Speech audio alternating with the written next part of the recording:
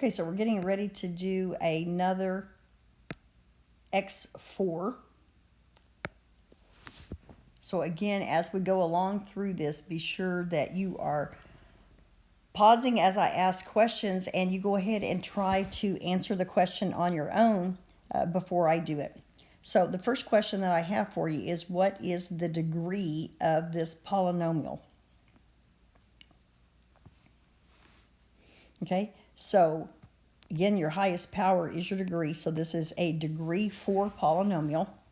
The next thing that we have is, what is the number and the types of possible roots that you might have?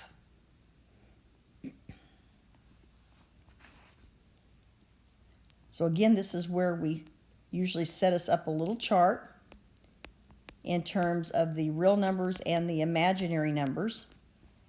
And so since we have a degree of 4, we know we have a possibility of 4 real solutions, which would make 0 imaginary, because again, those must always add up to be 4.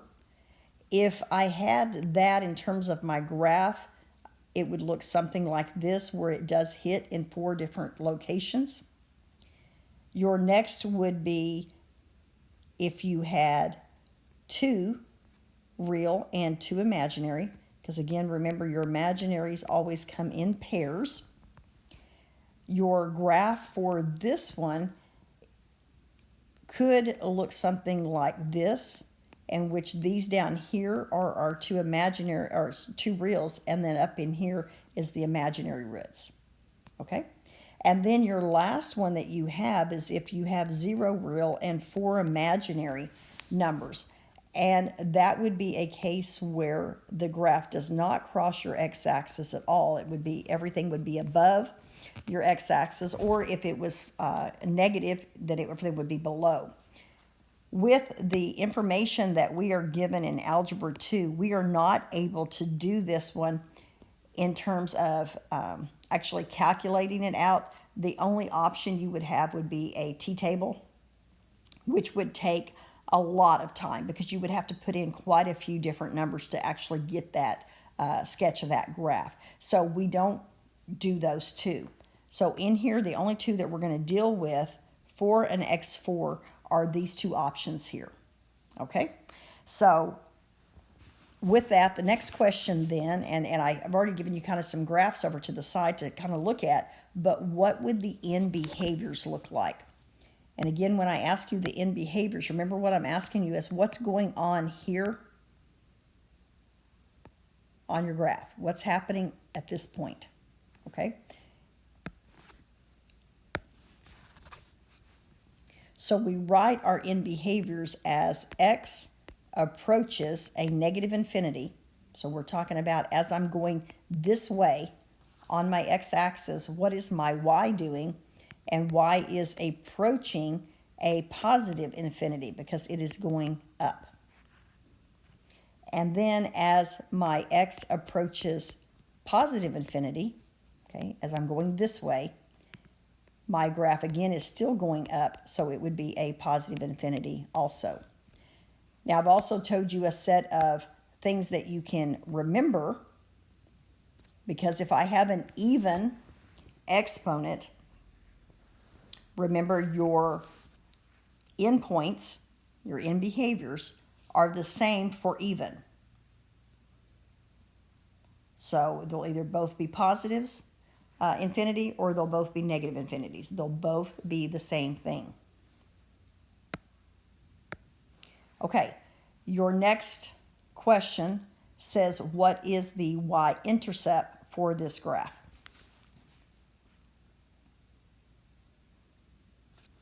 Okay, and remember, our y-intercept is always where our x is 0. And if we put this in function notation, it would be f of 0 is 0 to the 4th plus 0, 3 plus 2 times 0 squared plus 4 times 0 minus 8. And again, all of this is going to just 0 out, and my answer would be the negative 8. And if you remember from past things that I, again, have told you, it is the fact that when it is in this standard form, it is always your n number, always. So did I really need to do all of this? No, I did not. If you remember the rule that it is the last number, the -8, because everything else zeroes out. Okay, so your next on this is to find your roots, and I didn't put it in the list there, so I put it down here at the bottom. So to find the roots, okay, your first option to look at is, does my equation factor? Well, this is an x4, and we have not learned any way to factor an x4 unless it had a common factor of an x or an x squared that we could take out. So that's not an option in this case. So the only method that we have learned is synthetic division.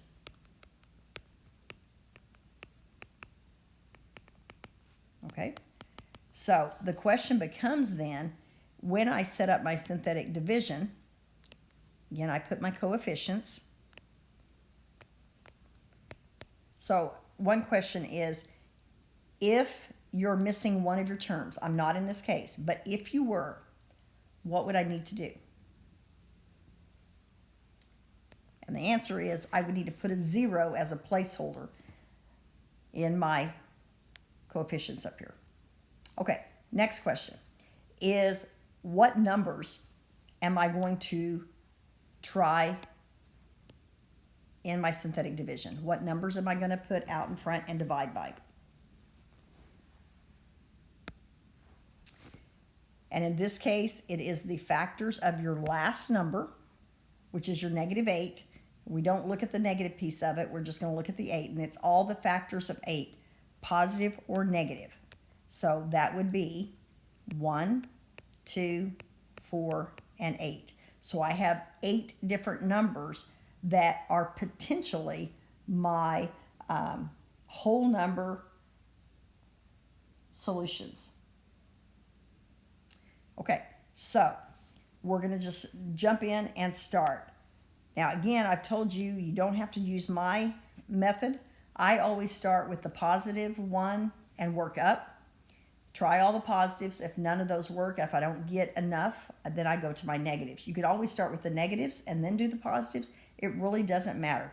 What does matter is don't skip a number. So I don't want to do 1 and then maybe go to 8, or 1 and then go to 4, or start at 4, or start at 2. I want to do 1, 2, 4, 8. That way we're going to look at, again, what we call the upper bound and the lower bound as we do this. So as we go through, I'll talk more about those, and we visited about those in class already also. So we're just going to jump in and start with the number 1. And remember, on synthetic division, the rule is you're going to drop your first number, the 1, and then you're going to multiply what you're dividing by times that 1. So 1 times 1 is 1. It goes in that position. Now we're going to add down, and I get a 2.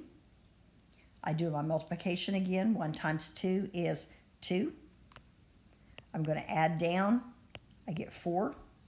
1 times 4 is 4. I'm going to add down again. I get 8. 1 times 8 is 8. And I get a 0 left over, which is what I want. So that means that it does go evenly, that 1 is one of my answers. Okay, so x equals 1. I know that's an answer. Now, the next step. Remember, we've talked about that this is just like reducing of fractions, that once you find something that works, you do not want to go all the way back to the beginning. You want to start with what you have left over right now. So this was an x4.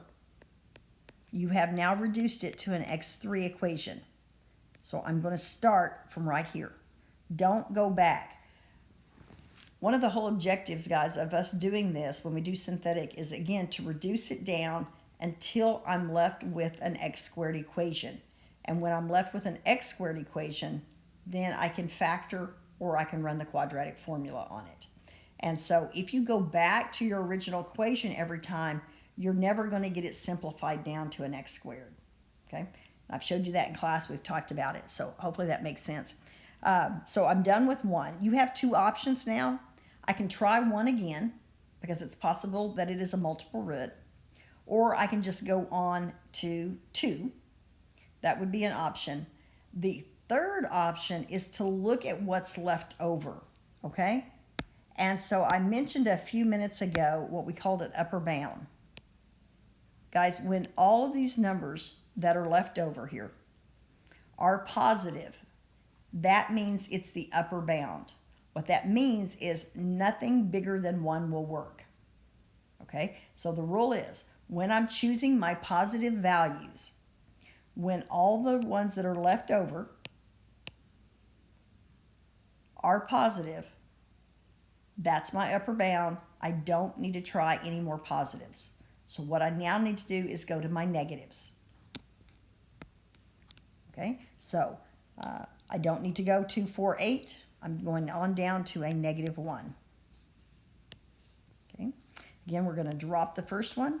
We're going to multiply. We're going to add again. We're going to multiply. I'm adding again. Multiplication. And add. This one did not work. Okay, did not work. So we're going to go on and get rid of that. Now, you can choose to keep it if you want, but I just say erase it off. Somebody's asked, hey, can we do this synthetic division on our whiteboards? Because we might have to do it multiple times and do some erasing and so forth. And definitely, yes, you can do that. Just be sure whatever works, you do put that on your paper. So we're going to go on to -2. So again, same process. We're going to drop it, multiply, add, multiply, add down, multiply across. There we go. It worked again. There we go. Another 0. So we also know a -2 works. Okay. Now, we had an x4.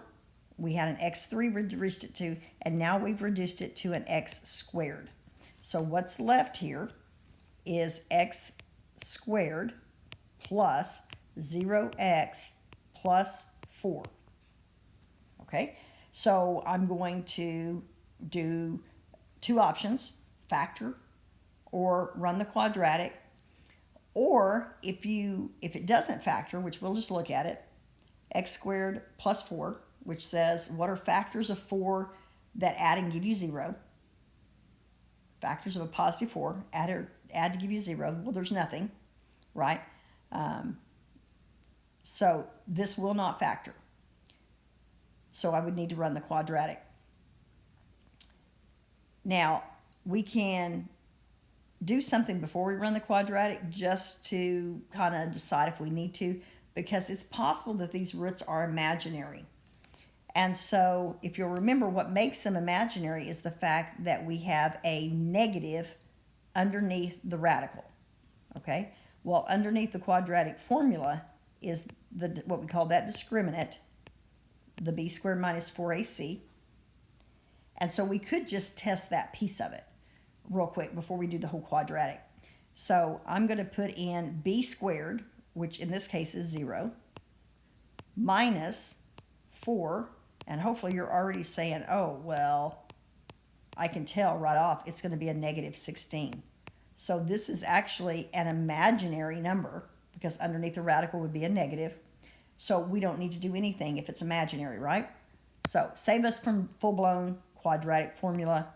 We can just do the discriminant, okay? So I actually will put that back here. I erased it, but I want to leave it on here for you. Okay, so these are imaginary. So what we're looking at in terms of our box up here at the beginning, we're going to have 2 reals and 2 imaginaries. Okay, let's graph it because we've got enough information we can do that. So we know it hits at -1 or positive 1. It hits at a -2. So we've got those both graphed on our graph. We also found up there at D that it's going to hit at 0, -8. Okay, there we go. What else do we know? We know from our earlier questions, our end behaviors. So we know this is going to go up and this is going to go up. We know that each one of these only occurred one time, which means that my graph will go through the intercepts. It's not going to touch and bounce, it's going to go through. So that's the information I know. That's it. So we're going to go ahead and sketch in the graph. So I'm going to come down through this point. Again, we've talked about we don't really know what's going to happen now. We're just going to have to guess. So I'm going to guess it's going to come down and then go back up. So this one actually is going to look a little bit like a parabola. More than likely, it is not symmetric like a parabola is. It's going to be elongated on one side, but we're going to have something that looks like that. That's the most I know. That's as close as I can get to my sketch. Again, remember, these are not always going to be perfect because in order to make it perfect, we would have to go then do a t-table and put in a lot of points, and I don't expect you to do that. I just want a sketch. I don't want perfection here. Okay, so the next thing that we're going to do is F, which says during which interval do we have a local maximum and which interval do we have a local minimum. So first let's say, where do we have a local maximum? And the answer is we don't. We do not have a local maximum. We don't have that extra point, that extra piece of the graph that comes up. We have our maximums, which are our infinities, but we have no local maximum. Okay, there's no other hump or hill within our graph. So we do not have a local maximum. So no local maximum. Okay, now is there a local minimum? And yes, there is. And normally we would say, and I would accept this either way, our local minimum, because of how I've showed you to do it before, we usually just use our intercepts and say, well, I know it's going to be somewhere between a -2 and 1. Again, I don't really know where it's at, but I do know it's in that interval. But on this one, you actually could even narrow that down a little bit because our y-intercept falls within that interval. So I also know that it is possible that that could be between a -2 and 0. Okay, that just kind of narrows it down, saying that, hey, it's really kind of in here. We've kind of narrowed it down, okay, because it actually could be our y-intercept. I will take either answer because for the others that we've done, we've focused on just between those two. So either one, but if it makes sense to you to say from -2 to 0, that would be a better answer, but I will take either one. Okay, so that is graphing of an X4. And that will probably be, as terms of difficulty level, that would be one of the most difficult that you would have. Okay.